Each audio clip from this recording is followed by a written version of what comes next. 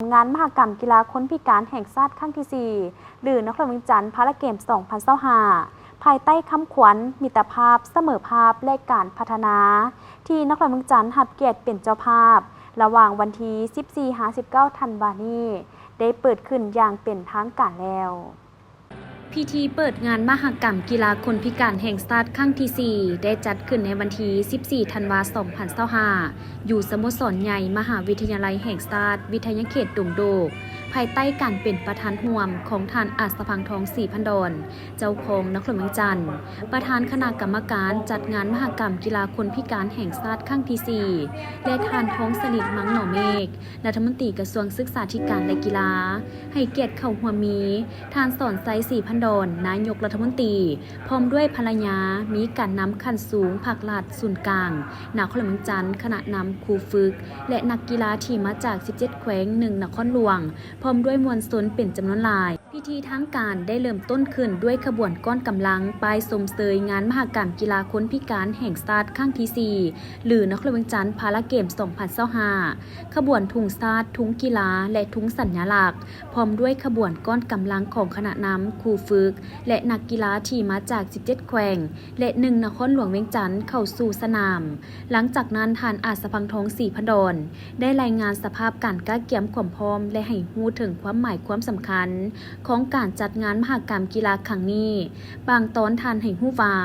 งานมหกรรมกีฬาคนพิการแห่งชาติแม้นการแข่งขันกีฬาหลายประเภทร่วมกันตามระเบียบกำหนดแม้นจัดขึ้นในทุกๆ 3 ปีภายหลังสิ้นสุดการจัดงานมหกรรมกีฬาแห่งชาติแต่ละครั้งเพื่อเป็นการส่งเสริมสิทธิความเท่าเทียมของคนพิการและคนบ่พิการในการประกอบส่วนเข้าในกระบวนการเคลื่อนไหวกีฬากายกรรม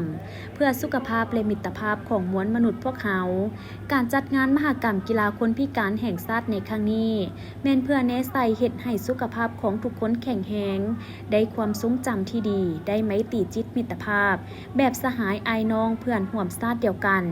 สำคัญแม่นเฮ็ดให้คนอยู่ในสังคมรับรู้บทบาทความสามารถของคนพิการอยู่ในเวทีสากลก็คืออยู่ในขบวนกีฬากายกรรมทั้งภายในและต่างประเทศเป็นผลงานประกอบส่วนที่สำคัญเข้าในการสร้างสรรค์พัฒนาประเทศชาตินอกจากนี้การจัดงานมหกรรมกีฬาคนพิการแห่งชาติยังเป็นการคัดเลือกเอานักกีฬาที่มีพรสวรรค์คัดเลือกได้นักกีฬาที่มีสถิติเพื่อสร้างเป็นนักกีฬาระดับชาติส่งเข้าร่วมการแข่งขันกีฬาคนพิการในระดับต่างๆอยู่ต่างประเทศพิเศษการแข่งขันครั้งนี้แม่นคัดเลือกเอานักกีฬาที่ดีเด่นมีพรสวรรค์เข้าร่วมแข่งขันในระดับอาเซียนพาราเกมครั้งที่ 13 ที่ประเทศไทยในเดือนมังกร 2026 ที่จะมาถึงนี้งานมหกรรมกีฬาแห่งชาติคนพิการแม่นการแข่งขันกีฬาหลายประเภทรวมกันตามระเบียบกำหนดแม่นจัดขึ้นในทุกๆ 3 ปีภายหลังสิ้นสุดการแข่งขันกีฬาแห่งชาติแต่ละครั้งเพื่อเป็นการส่งเสริมสิทธิความเท่าเทียมในการประกอบส่วนเข้าร่วมการเคลื่อนไหวกีฬากายกรรมเพื่อสุขภาพมิตรภาพของมวลมนุษย์เฮาการจัดงานครั้งนี้แม่นเพื่อแน่ใส่ให้สุขภาพของทุกคนแข็งแรงได้ความทรงจำที่ดีได้มีจิตมิตรภาพแบบสหายไอ้น้องเพื่อนร่วมชาติเดียวกันสำคัญแม่นให้ทุกคนในสังคมได้รับรู้เข้าใจต่อบทบาทความสามารถของคนพิการในเวทีสากลก็คือในกระบวนกีฬากายกรรมทั้งภายในและต่างประเทศ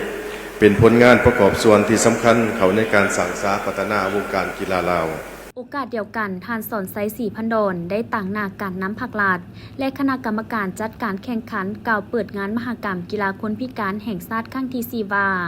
ต่างหน้ารัฐบาลขอแสดงความสมเสยมายังนครหลวงเวียงจันทร์เจ้าภาพกระทรวงศึกษาธิการและกีฬาคณะรับผิดชอบจัดงานและคณะนักกีฬาคนพิการ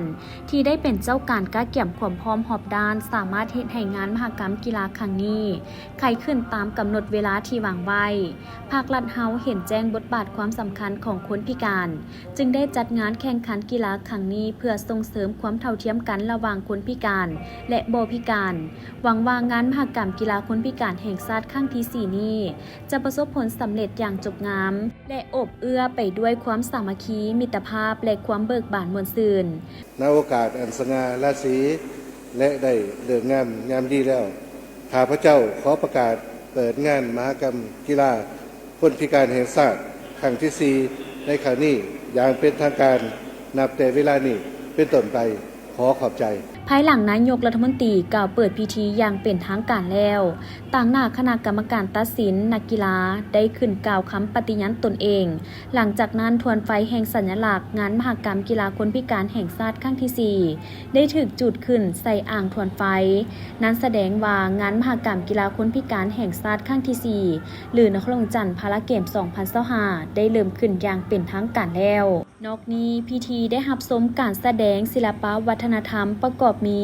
บทฟ้อน3รายการคือข้าวเหนียวเสียงแคนเสน่ห์เมืองลาวสามัคคีมีพลังและความหวังบวกกับห้องเพลงอีก5รายการคือห้องเดียวซ้ายได้รับนโยบายแต่บ่เห็นหน้าห้องคู่ยิงซ้ายสู่ด้วยหัวใจล้ำเดินเดียวยิงวาสนาหน่อยห้องเดียวซ้ายเลือกเกิดบ่ได้และห้องรวมหมู่ซ้ายเวียงจันทน์พบกันตื่มอีกสำหรับงานมหกรรมกีฬาคนพิการแห่งชาติครั้งที่ 4 หรือนครหลวงจันทร์พาราเกม 2025 เริ่มแข่งขันอย่างเป็นทางการในระหว่างวันที่ 14-18 ธันวาคมนี้มีทั้งหมด9ประเภทกีฬาคือยกน้ำหนักแกลนล้านลอยน้ำบ่านวงล่อเรือนกลบานบอสเซียบานเตะคนพิการตาหาคนกีฬาดอกปีกไก่และกีฬาฟันดาบมีการแข่งขันทั้งหมด122รายการซิงไซส์เหรียญคำเหรียญเงินและเหรียญทองอย่างละ172เหรียญมีคณะนักกีฬามาจาก17แขวง1นักหลวงเข้าร่วมในนั้นมีคณะนำครูฝึกผู้ช่วย395ท่านและนักกีฬา313ท่านรวมทั้งหมด708ท่านกำหนดเอาประทัดหลวงเป็นสัญลักษณ์และกำหนดเอานกยุงเป็นสัตว์นำโชค